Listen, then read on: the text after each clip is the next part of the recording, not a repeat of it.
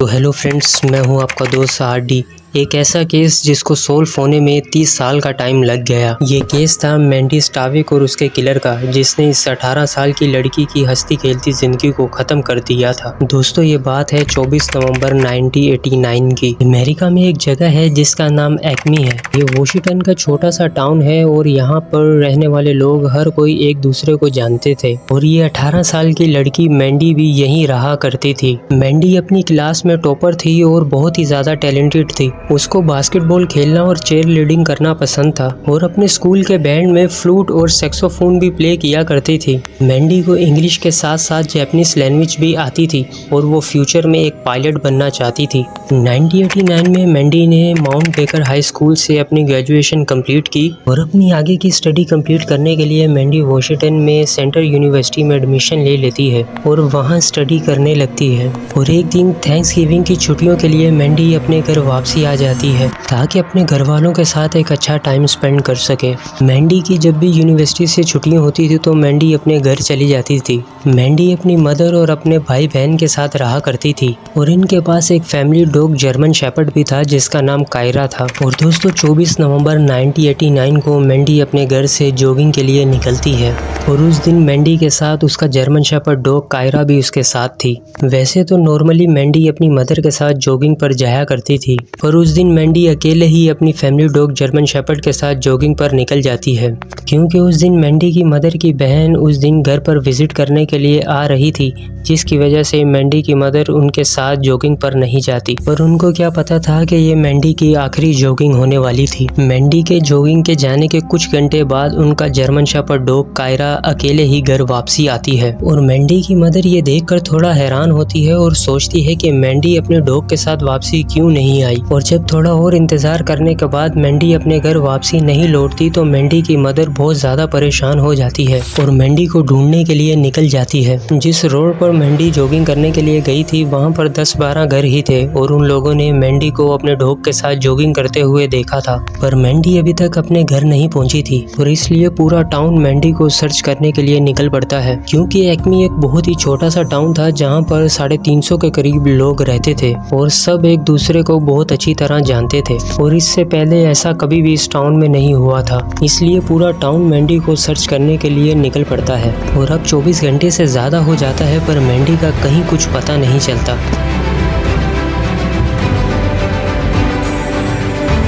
और 3 दिन बाद 27 नवंबर 1989 को मैंडी की बॉडी उसके घर से तकरीबन 6 मील दूर एक रिवर के किनारे मिलती है और मैंडी की बॉडी पर कोई कपड़े मौजूद नहीं थे, बस उसके पाँव में सॉक्स और जूते थे। और ये देखकर पूरा टाउन शॉक में था और फौरन मैंडी की बॉडी को पोस्टमार्टम के लिए भेजा जाता है ताकि पता चल सके कि ये किसने किया है। और उसके नेक्स्ट डे पोस्टमार्टम की रिपोर्ट आ जाती है जिसमें लिखा था कि डेथ रिवर में डूबकर दम घुटने की वजह से हुई है। पर ऐसा नहीं था, क्योंकि मैंडी की बॉडी जहाँ पर मिली थी वहाँ पर पानी ज़्यादा गहरा नहीं था और मैंडी खुद एक बहुत अच्छी स्विमर थी। और जब थोड़ी और इन्वेस्टिगेशन की गई तो मेडिकल रिपोर्ट में हेड इंजरी और किसी ने मैंडी को मारने से पहले उसके साथ रेप किया था।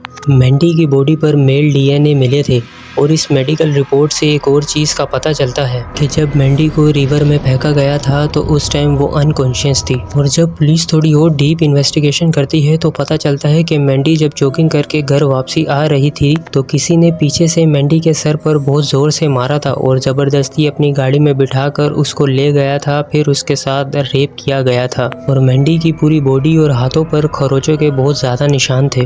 और ये न्यूज़ सामने आते ही पूरा टाउन शॉक में था और सब लोग जानना चाहते थे कि ऐसा मैंडी के साथ किसने किया है, क्योंकि इस टाउन में रहने वाले लोग इस 18 साल की मैंडी को बहुत अच्छे से जानते थे और सब लोगों को इसकी आदत बहुत पसंद भी थी। और मैंडी के मरने के बाद उसकी याद में शोक सभा रखा गया जिसमें 1000 से भी ज़्यादा लोग आए थे। इस मर्डर केस के बाद एक्मी टाउन के लोग थोड़ा सा डर गए थे, क्योंकि इस टाउन में ऐसा पहले कभी नहीं हुआ था। इस छोटे से टाउन में इतनी ज़्यादा सेफ्टी होती थी कि लोग रात को सोने से पहले अपने घर का गेट तक लॉक नहीं करते थे। बट मैंडी के मर्डर केस के बाद सब कुछ बदल गया था और पुलिस मैंडी के किलर को जल्द से जल्द पकड़ना चाहती थी। पुलिस को शक था कि इस टाउन में रहने वाले लोगों में से किसी एक ने मैंडी के साथ ये सब किया होगा या फिर किसी बाहर वाले इंसान ने। इसलिए मैंडी की बॉडी पर मिलने वाले मेल DNA को लैब लैब में भेजा जाता है और कुछ इस टाउन में रहने वाले लोगों को भी पुलिस अरेस्ट करती है जिनका इस टाउन में कैरेक्टर अच्छा नहीं था और उनसे पूछताछ की जाती है और उनके डीएनए सैंपल्स लिए जाते हैं, बट उनमें से किसी का भी डीएनए मैच नहीं होता और फिर उन सब लोगों को छोड़ दिया जाता है। पुलिस अपनी इन्वेस्टिगेशन को और तेज कर देती है और इन्वेस्टिगेशन के दौरान एक नाम सामने आता है। ये नाम था डेविड का। इस टाउन में रहने वाले लोगों को शक था कि ये मर्डर इसी ने किया होगा और डेविड और दूसरी क्रिमिनल एक्टिविटीज में इन्वॉल्व भी था, इसलिए पुलिस उसको अरेस्ट कर लेती है और उससे पूछताछ की जाती है और उसके डीएनए का सैंपल भी लिया जाता है ताकि टेस्ट के लिए भेजा जा सके, पर इसका डीएनए भी उस डीएनए से मैच नहीं करता जो मैंडी की बॉडी पर मिला था। कोई सबूत ना मिलने की वजह से पुलिस ने उसको छोड़ दिया। कई महीनों तक इन्वेस्टिगेशन करने के बाद भी पुलिस के हाथ में कोई भी क्लू नहीं लग रहा था जिससे मैंडी के कातिल तक पहुंचा जा सके और कोई सबूत ना मिलने की वजह से एफबीआई भी कुछ नहीं कर पा रही थी और ऐसे ही टाइम गुजरता रहा। 1 साल, 2 साल, 3 साल, ऐसे ही करते करते 20 साल गुजर गए और कोई सबूत ना मिलने की वजह से अभी तक मैंडी के किलर को नहीं पकड़ा गया था और मैंडी का किलर आज़ाद कहीं घूम रहा था और अब मैंडी की फैमिली की भी उम्मीदें टूट चुकी थी और उनको ऐसा लगना शुरू हो गया था कि शायद अब मैंडी का किलर कभी नहीं पकड़ा जाएगा। पर मैंडी के केस पर जो इन्वेस्टिगेशन कर रहे थे उनका नाम केविन बूही था।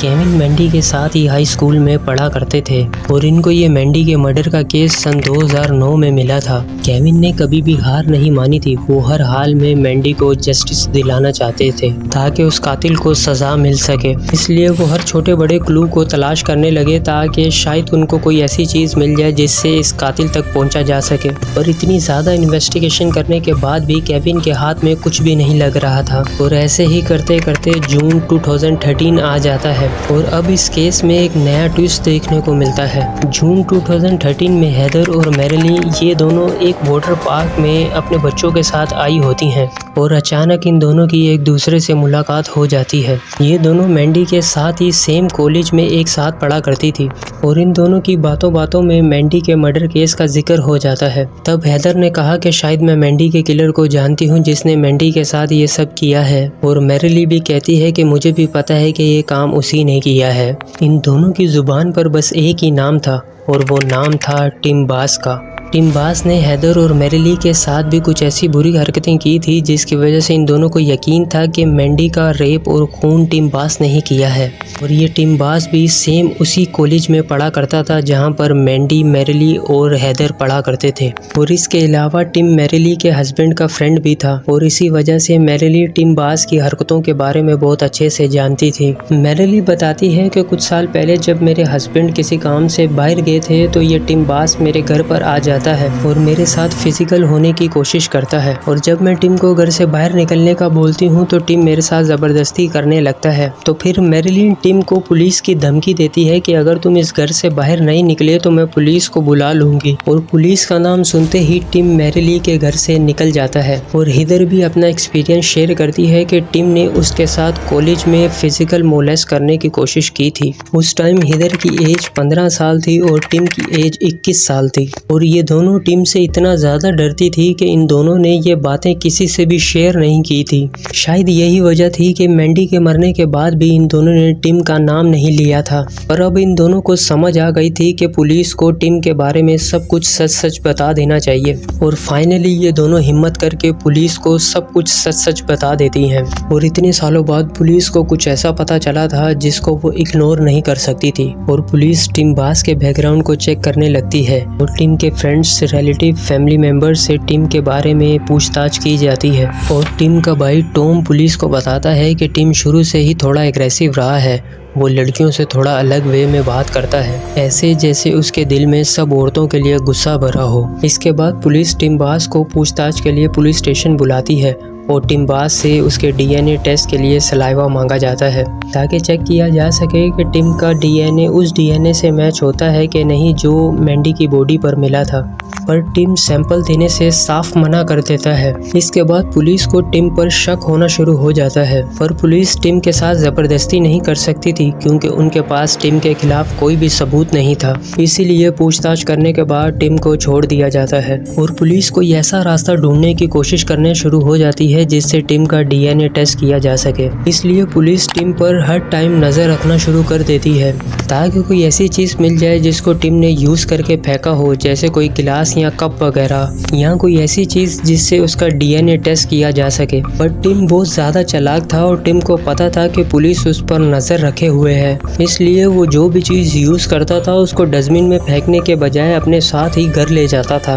और पुलिस के हाथ में कुछ भी नहीं लग रहा था। तब पुलिस टिम जहाँ काम करता था वहाँ गई और उसकी बॉस किम वैगनार से मिलती है और उसको सब कुछ बताती है। किम वैगनार भी पुलिस को बताती है कि मैंने खुद भी नोटिस किया है कि टिम औरतों की डिसरिस्पेक्ट करता है और उनसे ठीक से पेश नहीं आता और मुझे भी विमेन करके बुलाता है, मेरे नाम से नहीं बुलाता। टिम पुलिस की हेल्प करने के लिए मान जाती है और पुलिस से कहती है कि वो हेल्प करेगी कि टिम के यूज़ किया हुआ सामान आप लोगों तक पहुंचाया जा सके। और अब पुलिस के साथ साथ टिम की बॉस भी टिम पर नज़र रखे हुए थी कि उसको कोई ऐसी चीज़ मिल जाए जिससे उसका डीएनए टेस्ट किया जा सके। और 3 महीने बाद फाइनली टिम की बॉस को एक प्लास्टिक कप और एक कोक कैन डस्टबिन में फेंकते हुए नजर आ जाता है। टिम उस दिन कप और कोक कैन को अपने साथ घर ले जाने के बजाय वहाँ पर रखी हुई डस्टबिन में फेंक देता है और टिम की बॉस टिम के वहाँ से जाते ही फौरन उस कप और कोक कैन को निकाल कर अपने पास रख लेती है और फिर ये दोनों चीजें पुलिस के हैंड ओवर कर देती है। और पुलिस उसके डीएनए को टेस्ट करने के लिए उसकी यूज की हुई चीजों को लैब में भेज देती है। और कुछ दिनों बाद रिपोर्ट आ जाती है और रिपोर्ट में साफ हो गया था कि मैंडी की बॉडी पर मिलने वाला मेल डीएनए टिम के डीएनए से मैच कर जाता है। और फाइनली 30 साल बाद मैंडी का किलर टिम बास पकड़ा जाता है। और 12 दिसंबर 2017 को पुलिस मैंडी की किडनैपिंग, रेप और मर्डर के केस में टिम बास को अरेस्ट कर लेती है। इसके बाद टिम पुलिस को एक अलग ही कहानी सुनाता है। वो पुलिस को बताता है कि मैं और मैंडी हम दोनों एक सीक्रेट रिलेशनशिप में थे जिसका किसी को कुछ भी पता नहीं था, जबकि टिम बास खुद मैरिड था और उसके खुद के 3 बच्चे थे। टिम बास अपने आप को बचाने के लिए झूठ बोलता है कि मैंडी और वो रिलेशनशिप में थे। इस पर मैंडी की सिस्टर बताती है कि वो टिम के साथ कभी भी रिलेशनशिप में नहीं थी, पर टिम अभी भी झूठ बोल रहा था कि उसने मैंडी को नहीं मारा, जबकि डीएनए रिपोर्ट में साफ हो गया था कि मैंडी का रेप और मर्डर टिम ने ही किया है। और ये बात साफ होने के बाद टिम की वाइफ जीना ने टिम को डिवोर्स दे दिया और वो पुलिस को बताती है कि वो टिम के साथ शादी करके खुश नहीं थी। असल में टिम अपनी वाइफ को ऐसे ट्रीट करता था जैसे वो उसकी नौकर हो। टिम बहुत ही कंट्रोलिंग और अपनी वाइफ को अब्यूज करने में उसको मजा आता था। और जीना जब टिम को डिवोर्स देने की बात करती थी तो वो जीना को धमकी देता था कि वो बच्चों की कस्टडी अपने नाम करवा लेगा और जीना को कभी भी बच्चों से मिलने नहीं देगा। इसलिए जीना चाह कर भी टिम से डिवोर्स नहीं लेना चाह रही थी और कई सालों से ऐसे ही अपनी शादी को निभा रही थी। इन सब बातों को सुनने के बाद टिम बास को कोर्ट में पेश किया जाता है और सारे सबूतों को देखते हुए कोर्ट भी टिम बास को 27 साल की सजा सुना देता है। टिम को सजा मिलते ही पूरे टाउन के लोग बहुत ही ज्यादा खुश थे, स्पेशली मैंडी की मदर। और जब मैंडी की मदर से पूछा गया तो उन्होंने बताया कि वो बहुत ही ज़्यादा खुश हैं कि उनके जीते जी उस किलर को सज़ा मिल गई है। I don't think I ever believed ever that they would catch the guy. तो दोस्तों ये वीडियो यहीं तक थी, तो मिलते हैं नेक्स्ट वीडियो में एक और अमेजिंग ट्रू स्टोरी के साथ। तब तक के लिए bye bye and don't forget to subscribe this channel for new videos. Thank you so much.